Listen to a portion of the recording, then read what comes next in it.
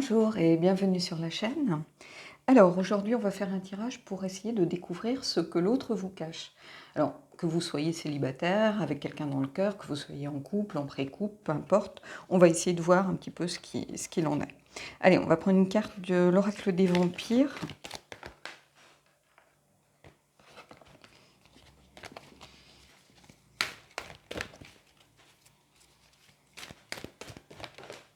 J'ai une carte de tombée, on va prendre celle-là. Allez. Les ménades. Folie, rituel extatique, libération de l'énergie.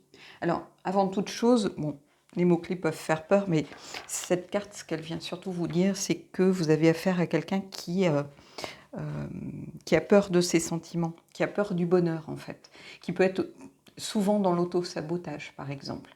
C'est quelqu'un qui se dévoile peut-être pas beaucoup, ce qui met de la distance entre vous. Vous attendez peut-être plus de démonstrations.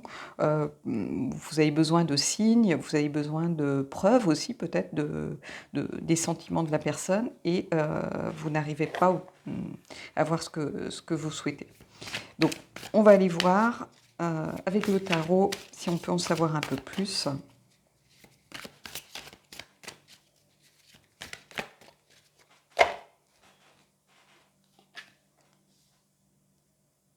Pardon.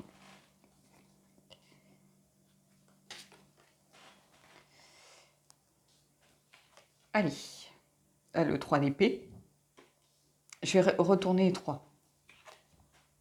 L'empereur.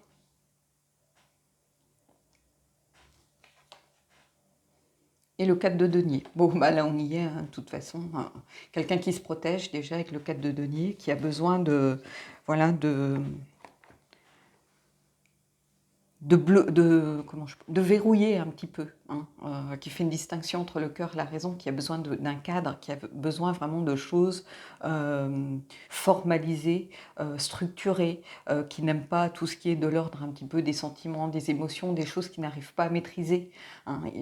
L'empereur est au centre, on a un besoin de contrôle ici, et puis on a ce 3 d'épée qui peut marquer quelqu'un qui a eu un passé douloureux, peut-être qui a une relation qui a beaucoup compté et qui a du mal peut-être à s'ouvrir à nouveau parce que c'est une personne clairement qui a dû avoir le cœur brisé. Ce qui explique hein, du coup les ménades hein, avec cette peur justement des sentiments, cette peur du bonheur. Hein, bah, en fait, on a affaire à quelqu'un qui n'ose plus croire au bonheur, de peur de le perdre en réalité, hein, puisqu'on a l'empereur ici au centre, donc c'est quelqu'un qui, voilà, c'est un petit peu conditionné pour justement, c'est comme ça, c'est pas autrement, il faut faire comme ça, qui s'est imposé à lui-même des règles de façon à venir ici avec le cas de denier se protéger. Donc on a quelqu'un clairement qui a peur des sentiments. Ici les 3 cartes de tarot, elles viennent donner encore plus de force à cette carte des ménades, qui est vraiment la carte pour ceux qui connaissent l'oracle des vampires. Je vous invite à peut-être aller lire le petit guidebook, mais pour avoir étudié cet oracle, je sais que c'est vraiment la carte qui montre la peur des sentiments, la peur de perdre la tête quand on aime en fait. Peut-être que c'est quelqu'un qui s'est perdu dans une relation, hein, qui a fait des choses qui ne lui ressemblaient pas. Hein, ça peut être de la jalousie, ça peut être plein de choses, mais quelqu'un qui a peut-être vécu une relation toxique. Hein. Alors peut-être que c'était lui hein, qui avait tendance à dominer l'autre, mais ça ne veut pas dire qu'il n'était pas conscient, qu'il n'agissait pas comme il aurait dû agir. Donc il y a tout ça ici en ligne de compte. Hein. Allez, on va aller voir avec l'oracle des miroirs ce qui se passe, mais je pense qu'on va être un peu dans cette ligne-là.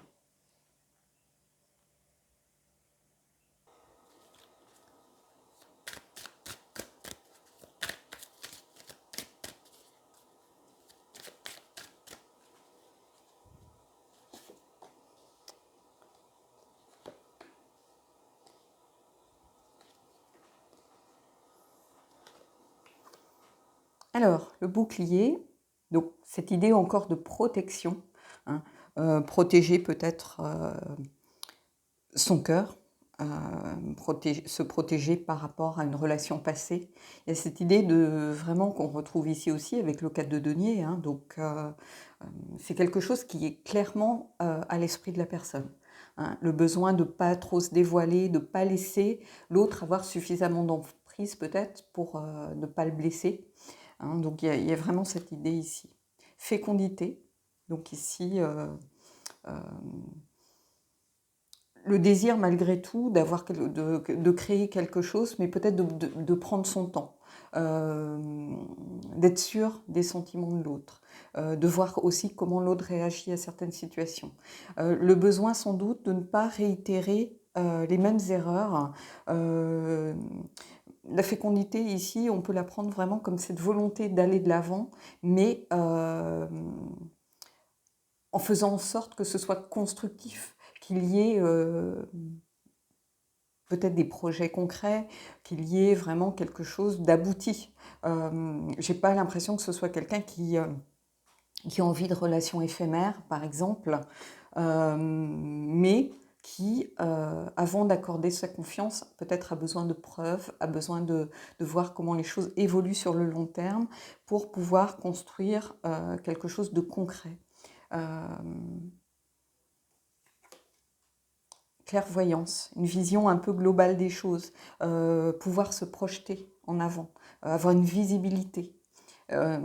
Ici, j'ai l'impression que c'est très important en fait pour la personne, hein, de pouvoir avoir une certaine visibilité des choses, hein, ne pas se lancer bille en tête au hasard, sans trop se poser de questions. Non, c'est quelqu'un qui a besoin de construire sur la durée, de faire les choses comme elles doivent être faites,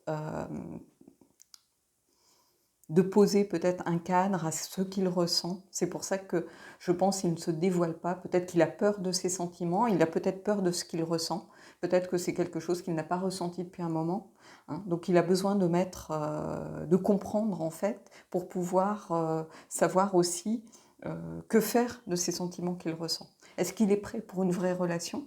Ou alors prenez au féminin, hein, si ça peut être un homme, une femme, deux hommes, deux femmes, peu importe, hein.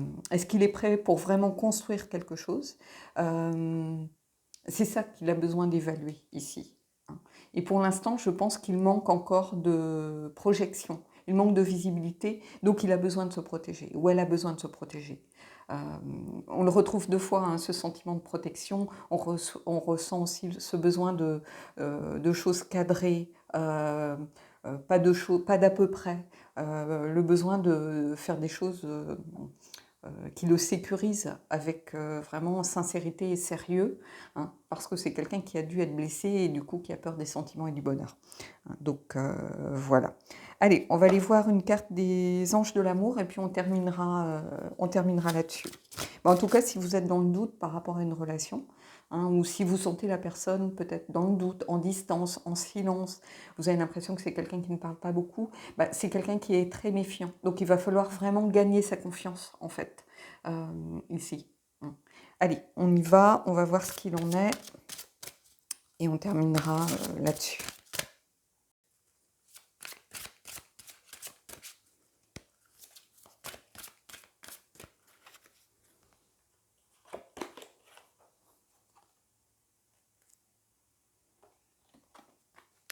Alors, laissez une chance à votre relation. Travaillez sur votre couple. Donc ici, il faut plutôt y voir le signe, en fait, que c'est pas parce que la personne est en distance qu'elle ne vous aime pas, par exemple, hein.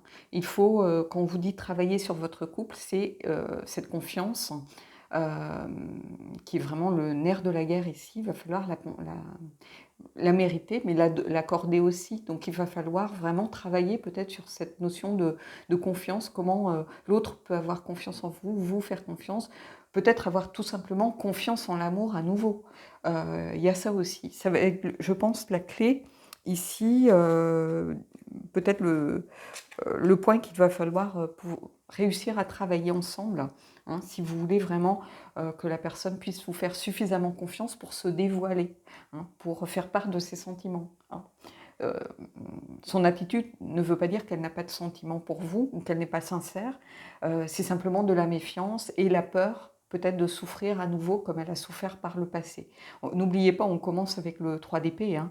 On a le cœur poignardé, donc et on a cette carte qui vient nous dire que cette personne, elle a peur du bonheur, la peur des sentiments, c'est étroitement lié à cette carte-ci, hein. Il n'y a pas de, voilà, il n'y a pas de hasard ici, hein.